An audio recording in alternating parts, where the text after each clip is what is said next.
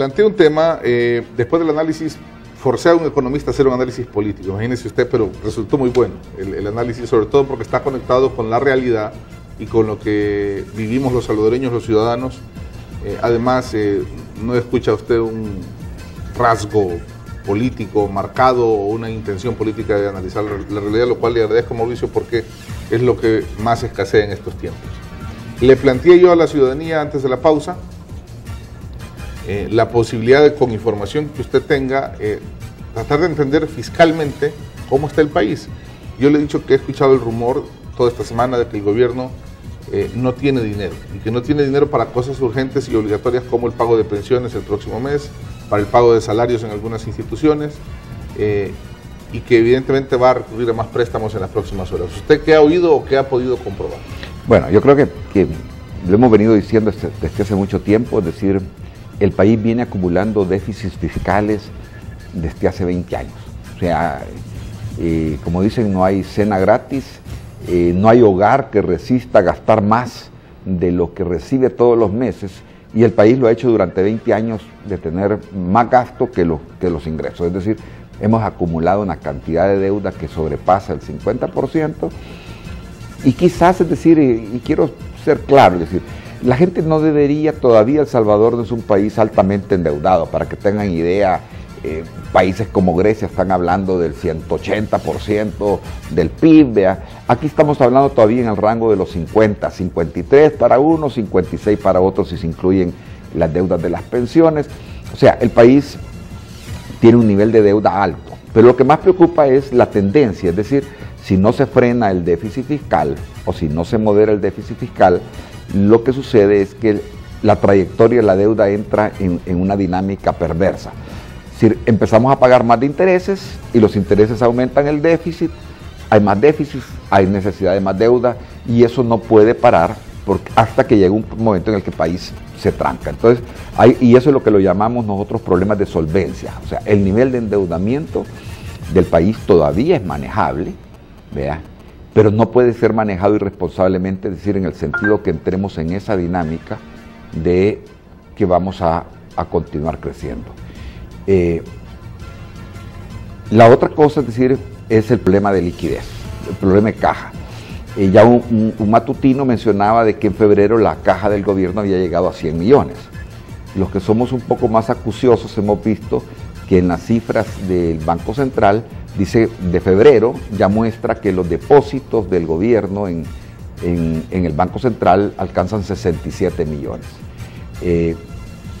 Para la gente, es decir, corriente, es decir, puede ser 67 millones o 100 millones.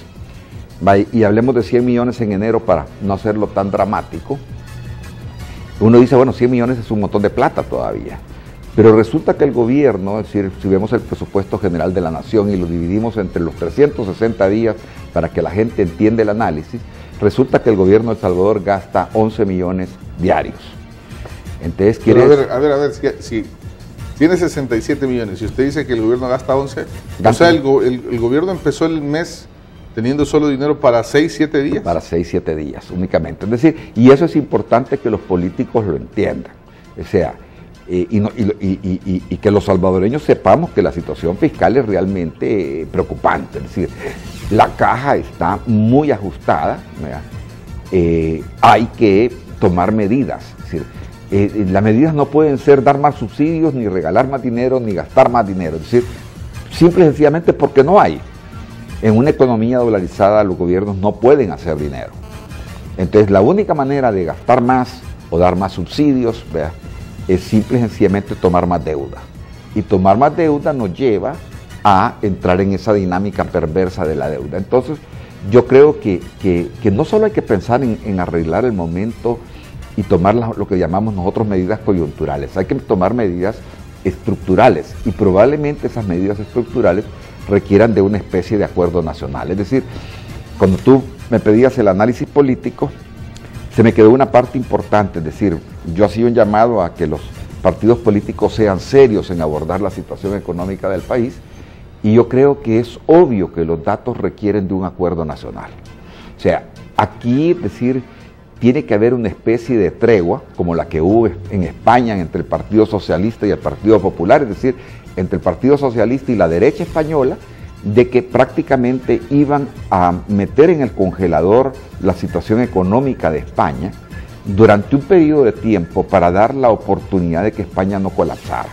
Entonces, ese tipo de acuerdos en este momento, es decir, todavía tenemos 2 años para las elecciones presidenciales, debería haber un acuerdo de un mínimo de 6 meses en los que hubiera una tregua política para poder tomar las medidas que el país necesita sin que uno se dispare a regalar lo que no hay para regalar o que el otro se dispare a ofrecer lo que no se puede dar.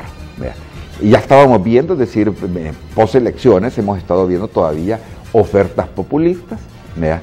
Y partidos políticos que todavía no comprenden que la situación es lo suficientemente grave como para no estar haciendo ese tipo de propuestas. Ahora, el gobierno habla de, evidentemente, contratar más créditos. Todavía no tengo idea clara del monto, de cuánto más el gobierno quisiera contratar en este periodo. Lo que sí tengo claro es que ha llevado una serie de 3 o 4 reformas al sistema de pensiones del país, porque hasta ahora mismo, utilizando un fideicomiso de obligaciones previsionales, el gobierno puede obligadamente o hacer que las AFPs le den dinero hasta un máximo de un 30% de ese fondo para prestárselo al gobierno en este fideicomiso, y así que el gobierno pueda pagar las pensiones que a él le toca pagar. Pero el gobierno quiere ahora decir que se suba de un 30% pasar a un 50%, o sea, poder tomar hasta la mitad del dinero que las pensiones privadas, o sea, las de nosotros, están ahí guardadas, ahorradas. Quiere tomar hasta un 50% prestado para poder pagar también sus obligaciones. ¿Cómo ve esa, que es, digamos, la principal propuesta de reforma?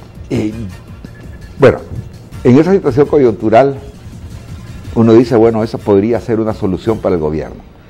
Pero yo fui muy crítico cuando se creó el fideicomiso de las pensiones. O sea,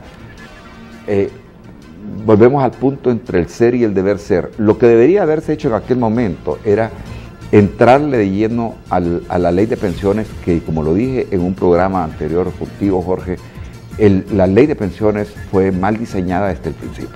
Entonces, aquí hay 2 soluciones. O se siguen tomando las medidas coyunturales que lo que nos van a llevar es que ahora le van a aprobar el 50% y dentro de 2 años va a haber que aprobarle el 75%. Porque el problema no está en tirar la pelota para adelante, es decir, la solución no está en que uno vaya pateando la pelota, el balón para adelante, tratando de dejarle al próximo presidente el verdadero problema de los pensiones.